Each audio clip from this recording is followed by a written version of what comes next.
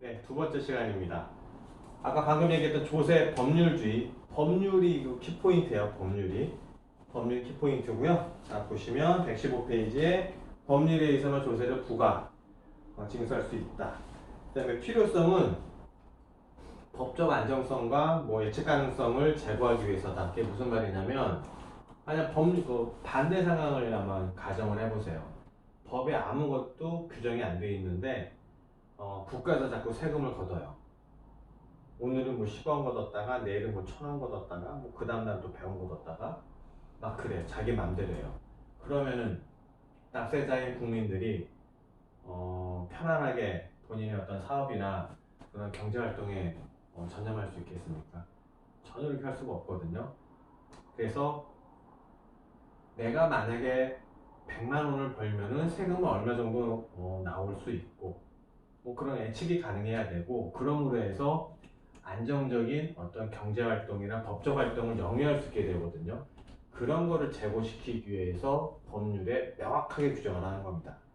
그래서 법적 안정성과 예측 가능성을 제고시키기 위해서 이런 조세법률주의가 필요하다, 그런 얘기입니다. 그래서 필요성은 첫 번째 줄 법적 안정성과 예측 가능성. 그 다음에 그러면 이 조세법률의 세부적인 그 내용을 보면 이렇게 네 가지가 있어요. 과세 요건. 과세 요건이라는 거는 대상이라든지 절차라든지 세목이라든지 이런 과세 요건은 법에 명확하게 규정을 해라. 그 다음에 과세 요건을 명확하게 해라. 법에다 정해라. 그 다음에 소급과세. 법을 만들었으면 소급에서 적용하지 말아라. 그 다음에 법문이 있으면 엄격하게 물리 해석을 해라. 이렇게 네 가지가 있는데 여기서 구체적으로 또 살펴보도록 하겠습니다. 117페이지 보면은 과세요건 법정주의, 한자말 그대로예요. 그대로 첫 번째 줄 보면 과세요건과 조세 부과 징수 절차를 모두 법률로서 규정해야 된다. 그 밑에 줄 한정된 법률로 모든 현실을 망라하기가 현실적으로 어려우므로 하위법, 법률 하위법인 명령 규칙, 그러니까 시행령, 시행규칙 등에 입법하는 것은 불가피합니다. 어쩔 수 없습니다. 그렇지만 그게 백주임이라든지 포괄이임이라든지 그렇게 하면 안 되고요. 그 밑에 줄 보시면 개별위임, 구체적으로 범위와 한계를 정해서 개별적이고 구체적으로 시행령과 시행규칙의 하위법으로 넘길 수가 있는 겁니다. 어떤 포괄적이거나 백지임을 해서는 안 된다는 겁니다. 이게 개별 위임만 가능하고요. 포괄 위임 또는 백지 위임은 백지는 하얀 종이 네 마음대로 해라. 그걸 백지 위임이라고 하는데 백지수표 그런 것처럼요. 이거는 안 된다. 그런 의미입니다. 그런 의미. 그 다음에 과세요건 명확주의. 보시면은 첫 번째 줄에 세법의 규정은 명확하고 상세하여야 한다는 입법 기술상의 원칙입니다. 세법을 이렇게 만들 때 세법에다가 명확하게 세세하게 규정을 하라는 거예요. 두리뭉실하거나 모호하게 하지 말고, 그렇게 되면은 해석하는 사람에 따라서 뜻을 자구를 달리 해석할 수 있는 가능성이 많다면 이건 분쟁이 나요. 분쟁이. A라는 사람이 해석했을 때는 해석하고 과세를 하게 되면은 어떤 사람은 같은 사람인데 A가 해석하는 방법대로 하면은 1,000원을 세금을 내야 되고, B라는 사람이 해석하는 방법대로 A를 이렇게 봤더니 그럼 또 2,000원을 내야 돼요. 그럼 A는 1,000원을 내야 될지 2,000원을 내야 될지, 아니면 과세 당국은 1,000원을 거둬들여야 될지 2,000원을 거둬들여야 될지 굉장히 난감해져요. 그렇기 때문에 명확하게 한다면 A가 보던 B가 보던 똑같은 세금이 나와야 돼요. 그래서 명확하게 해야지만이 아까 맨 처음에 말씀드렸던 법적 안정성과 예측 가능성이 담보될 수가 있습니다. 그래야 명확하게 해라. 그래서 두 번째 줄 보면은 법규상의 내용이 추상적이고 모호하다면 이는 행정청에, 즉 과세관청, 국세청이겠죠. 자의적 해석과 재량을 유발할 가능성이 있기 때문에 명확하게 된다. 여기 보면은 재량이 나와요. 재량.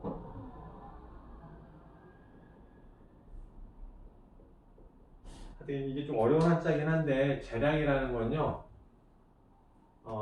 자기 맘대로 할 수 있다 그런 의미예요.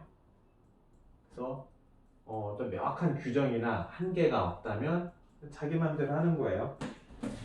예를 들어서 이제 회사에 들어가면 직급 체계가 가령 사원이 있고 대리, 뭐 과장, 그다음에 뭐 팀장 이렇게 쭈르륵 계속 있다가 가정을 해봅시다. 근데 이제 여기서 보면 사원이 할 수 있는 일의 범위와 한계가 있고 마찬가지로 대리, 과장, 팀장이 하는 일의 범위와 한계가 있어요. 그죠? 근데 사원이 할 수 있는 건 요만큼이고 대리가 할 수 있는 건 요만큼이고 과장 좀 더 넓겠죠. 본인의 그 권한이 크고 근데 이 사원이라는 이 사원의 범위가 이 사원 어떤 A라는 사람이 본인의 권한을 넘어서 과장이 하는 일에 어떤 역할을 한다? 판단을 한다? 그럼 이게 맞겠어요? 안 되는 거거든요. 각각 본인의 직급에 속한 일의 한계와 범위가 있기 때문에 이 재량을 일탈해서는 안 돼요. 본인의 한계점이 있죠. 이 재량이 있는 거고 이 재량을 한계를 벗어난다. 그래서 재량 일탈이라고 해요. 재량 일탈은 금지하게 되어 있습니다. 행정법에 나온 얘기인데 재량 일탈을 금지시키는 게 가장 중요합니다. 가장. 공무원들 사회에서 요 재량 문제 때문에 여기서 뭐 재량입법이라든지 뭐 재량에 입각한 뭐 처분이나 이런 거가 문제가 많이 돼서 재량 일탈행위에 대해서 지금 엄격하게 문책을 하고 사법부에서도 굉장히 지금 많이들 이렇게 쳐다보고 있는 그런 내용 중에 하나입니다. 이게 재량은 좀 한계에 있다. 재량 한계가 있는 거고요. 그 다음에 세 번째 소급 과세 금지 원칙. 첫 번째 줄 보면은 새로운 법의 효력이 발생하기 전에 완결된 사실에 대해서는 새로운 세법령, 법으로 적용하지 않고 과거법에 적용한다. 이게 무슨 말이냐면요. 예를 들어서 만약 오늘이 어린이날이에요. 법을 여기서 입법을 했어요. 입법을 해갖고 이제 통과가 됐어요. 새로운 법이 만들어졌어요. 그죠? 그러면 이 법이 언제부터 적용되냐 이거죠. 언제부터. 일반적으로는 이렇게 적용이 돼요. 이렇게. 일단 이제 장래에 대해서만 효력이 발생한다. 그래서 장래효라 그래. 장래효. 한자로 이렇게 쓰고 효과 이렇게 하거든요. 한자를 효과. 그러니까 장래효가 발생하는 게 원칙이고요. 근데 이게 5월 5일날 만들었는데 이거를 이쪽으로 쭉 당겨갖고 1월 1일부터 소급을 해서 효력을 발생시킨다? 요거는 아니라는 거예요. 왜 그러죠? 납세자들이, 일반 국민들이 요 새로운 법이 생기기 전에 있는 법 테두리 안에서 경제활동을 했단 말이에요. 그리고 법률활동을 했고. 근데 갑자기 이 새로운 법이 생겨서 기존에 있는 행동을 새로운 법에 맞게끔 이제 고쳐나가면 되는데 새로운 법이 생겼다고 해서 이 법을 옛날에 이루어졌던, 다 완성됐던 그런 행위에 대해서 이게 옳고 그름을 다시 판단한다면 요 전까지 있었던 모든 행위에 대해서 일반 국민들은 불안을 떨칠 수가 없어요. 안정성이 해쳐지게 되고 예측 가능성도 떨어지겠죠. 그렇기 때문에 소급효는 불가. 그래서 법을 만들면 이렇게 장래에 대해서만 미래에 대해서 효력이 발생한다. 이렇게 하게 되어 있습니다. 근데 아주 좀 예외적으로 소급효를 인정하는 경우는 있긴 있어요. 그거는 납세자한테 유리할 때만 소급효를 인정해 주는 경우가 가끔씩 어쩌다 한 번씩 있습니다. 많이 드물죠. 네, 근데 일반적으로는 장래효만 인정을 합니다. 그래서 이제 117페이지 보면은 세 번째 소가세 금지 원칙 첫 번째 줄 받고, 그 밑에 보면은 한 패러그램 밑에 보면 소가세 금지의 기준은 조세 채무의 성립일을 기준으로 한다. 성립일. 만약 이때 조세가 성립이 됐으면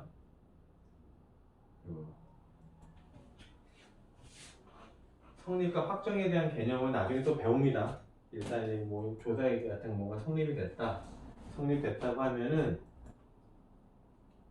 요때 적용되는 요때까지 유효한 법우, 요때까지 유효한 법으로만 이제 통제가 되는 거지, 이 다른 성비를 예를 들어서 만약에 요때 법률 사실이 성립이 됐다고 가정을 하면 이때 이제 유효한 법률만으로 이거를 이제 규제를 할 수가 있는 거지, 나중에 만들어진 이 법으로는 할 수 없다는 얘기예요. 그 기준은 성립이래요. 성립이다. 자, 그 다음에 이제 118페이지에 보시면 원격 해석의 원칙. 이건 말 그대로입니다. 말 그대로. 법 자구를 글자 하나를 해석을 하는데 엄격하게 한다는 거예요. 뭐 논리적으로 풀어간다든지, 아니 추상적으로, 아니면 뭐 또 포괄적으로, 확대적으로 그렇게 해석을 안 한다는 거예요. 글자 그대로 해석을 한다는 거고요. 아주 그냥 제한적인 범위 안에서 어쩔 수 없는 경우에는 논리 해석 정도까지는 인정되지만 그래도 굉장히 제한된 범위 안에서만 인정이 됩니다. 그래서 어떤 확장적 추상적 해석은 안 되게 되어 있습니다. 보시면 첫 번째 줄, 문헌에 충실하게 해석해야 하며, 밑에 줄, 즉 물리 해석이 외워야 되며, 논리 해석은 물리 해석만으로 그 의미로 확정 지을 수 없을 때만 보충 제한적으로 할 수 있다. 확장 해석이나 유추 해석은 그러므로 엄격 해석 원칙에 반함으로 허용될 수 없다. 이해되시죠? 자구대로 그대로, 법 자구대로 그대로 해석을 한다. 엄격 해석의 원칙입니다. 엄격 해석의 원칙. 조사법률주의가 이렇게 이제 네 가지 원칙으로 구성이 되어 있는데, 118페이지 반가로 사본에 보면 한계가 있어. 한계가. 어떤 한계가 있냐면 이 법률도 누구한테 위임을 받죠? 위에 헌법한테서 위임을 받죠. 헌법이 한테 어떻게 해라 이렇게 포괄적으로 해요. 모든 국민은 납세 의무를 진다 이런 식으로요. 그럼 이 법에서 거기서 이제 그 헌법 조항 38조를 받아서 법률에서 또 뭐라고 또 이렇게 규정을 하고, 거기서 다 규정을 할 수가 없으니까 제한적이고 구체적인 범위 안에서 이렇게 개별 또 이제 위임을 하던 시행령이나 시행규칙 이렇게 되는 거예요. 그래서 일단 헌법 정신에 배치돼서는 안 되겠죠. 이거는 이제 뭐 논리적인 생각하면 당연한 거고 이건요. 그 다음에 119페이지, 그 119페이지로 가기 전에 118페이지 동그라미 1번 조세법률주의 두 번째 줄 헌법 제한을 받는다. 만약에 조세법이 헌법 정신에 어긋나면 뭐가 된다? 헌법 정신에 어긋나면 헌법에 배치가 되면 뭐가 된다고요? 무효가 되죠. 무효.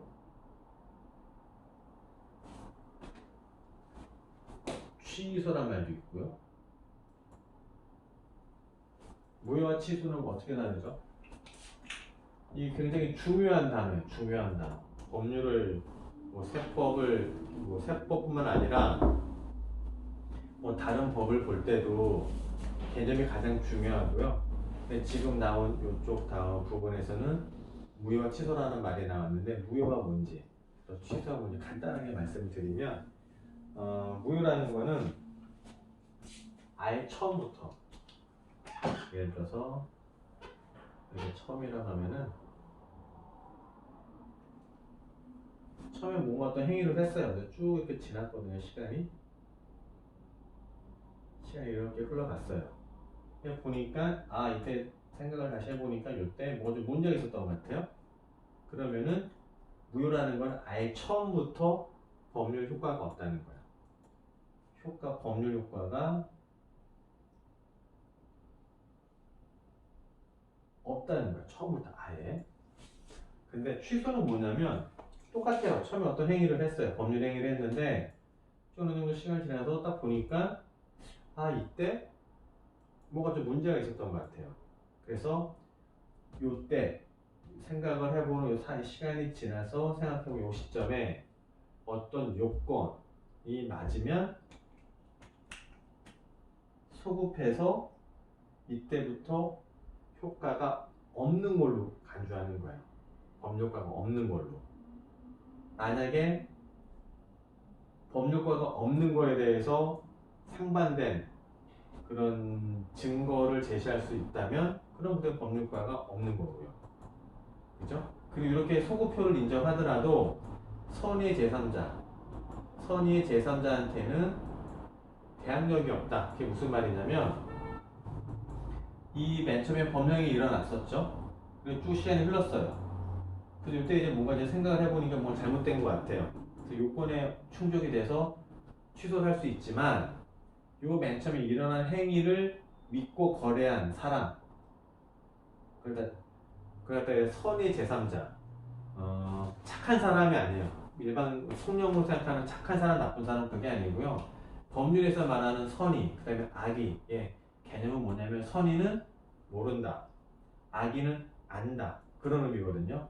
선의 제3자라는 거는 요때 법률 행위가 하여튼 100% 이거는 정상적인 거다라고 생각을 하고 그냥 거래를 했던 상대방인 거예요. 아니면 다른 사람이거나.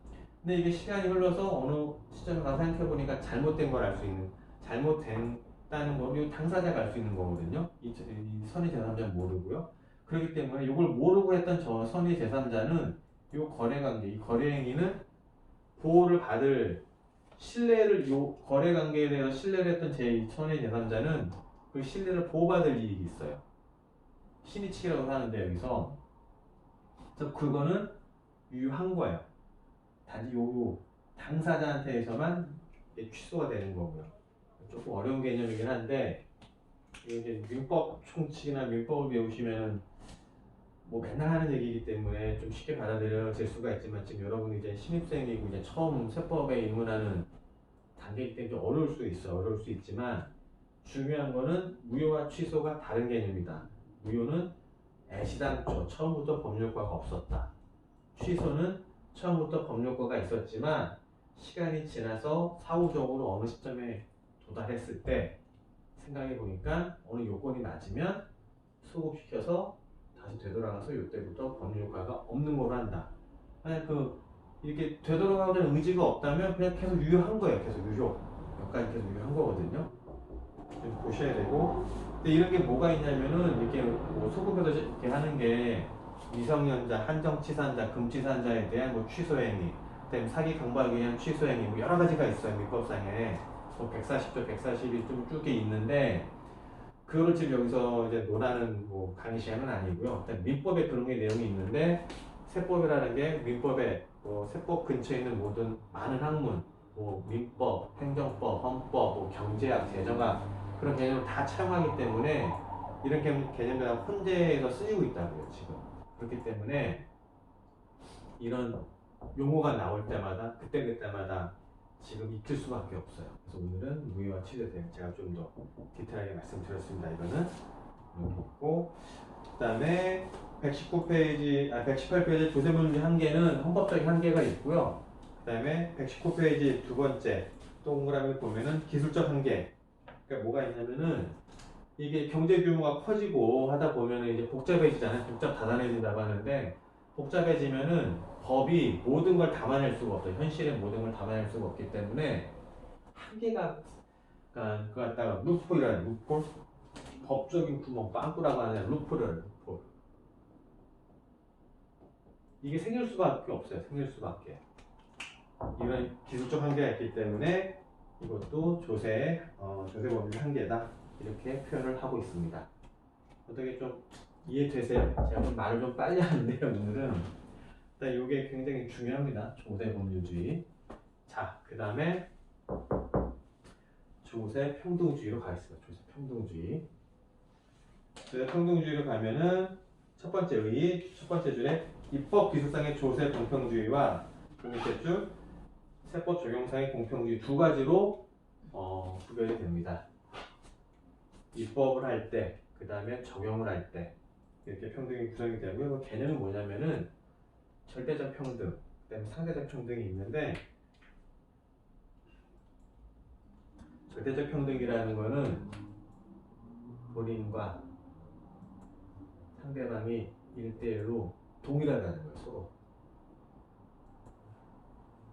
똑같은 인격체로서, 똑같은 경제적 인격체로서 동등하게 서로 대우하고 대우받는다. 그런 의미입니다. 이게 여기 보시면은 평균적 정의라기도 하고요. 등가 원칙이라는 정의, 등가 원칙, 등가 원칙, 평등주의 원칙 이렇게 표현도 하고요. 네, 평균적 정의는 그렇고, 그 다음에 이제 배분적 정의라는 건 뭐냐면은 이렇게 되다 보면 역사적으로 어떻게 되냐면은 이 사람이 이제 예를 들어서 기업주예요. 대기업이라고 합시다. 대기업 예를 들어서 일반 그냥 소비자예요. 소비자. 법적으로는 이제 등가가 되죠. 당신도 인격체, 나도 인격체 이렇게. 그렇지만 경제적 인격체로 봤을 때는 경제적인 뭐 규모나 뭐 그런 거로 봤을 때는 대등하지가 않아요. 그죠? 그렇기 때문에 이쪽에 있는 부분에 대해서 세금을 좀 많이 거두고, 그죠?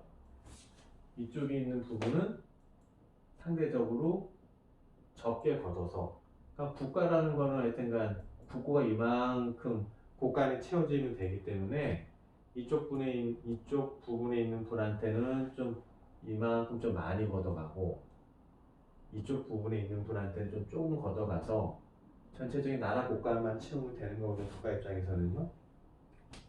그러고 나서 국가에서는 이 사람한테 일단 먼저 이쪽한테는 일단 가진 게 일단 많기 때문에 이제 조금만 이제 어떤 혜택을 주는 거고 이쪽한테는 혜택을 좀 많이 주면 경제적 불평등성이 100% 조정은 되진 않겠지만 일부는 완화가 될 수가 있어요. 소득 재분배를 할 수가 있어요. 그래서 합리적인 차별이라고 합니다. 합리적인 차별. 그래서 이런 개념이 밑바탕에는 상대적 평등이라 나옵니다. 즉, 이 사람한테 세금을 예를 들어서 뭐 1억을 걷어가고 이 사람한테 세금을 한 100원만 걷어가고 그런 거예요. 그리고 요즘에 이제 코로나 때문에 뭐 재난 뭐 소득이 또 많이 나오고 얘기가 많이 나오잖아요. 그래서 이런 사람은 받지 말거나 아니 뭐 기부를 하거나 이렇게 얘기를 많이 이렇게 종용을 할 거고 이쪽 분들은 이제 바로 즉시 현금을 드리거나 아니면 뭐 다른 방법 드리거나 이렇게 좀 하는 거죠. 이렇게 이제 합리적인 차별을 하는 걸 갖다가 상대적 평등이라고 합니다. 상대적 평등. 이렇게 하시고 그래서 이제 120페이지 조세평등의 구체적인 실현은 이거 늘 아까도 얘기했던 뭐 누진세 과세, 누진과세 예를 들어 대표적인 예 그런 걸 보시면 되고요. 그 다음에 실질과세 원칙으로 들어가도록 하겠습니다. 실질과세.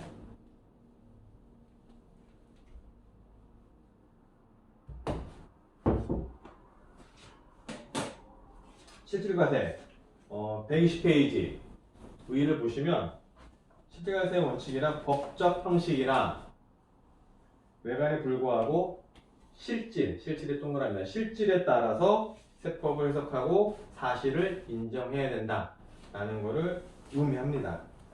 그러니까 어떤 외관이나 모양새가 중요한 게 아니고요. 그 모양새가 담고 있는 실질,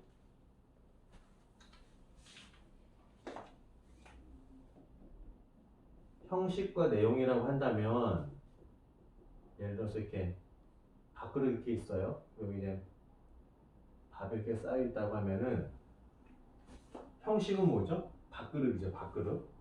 근데 내용은 뭐죠? 쌀이에요, 쌀. 밥이에요, 밥. 근데 이런 밥그릇에 담으나, 그다음에 이제 뭐 접시에 담으면 또 이렇게 되겠죠? 밥이.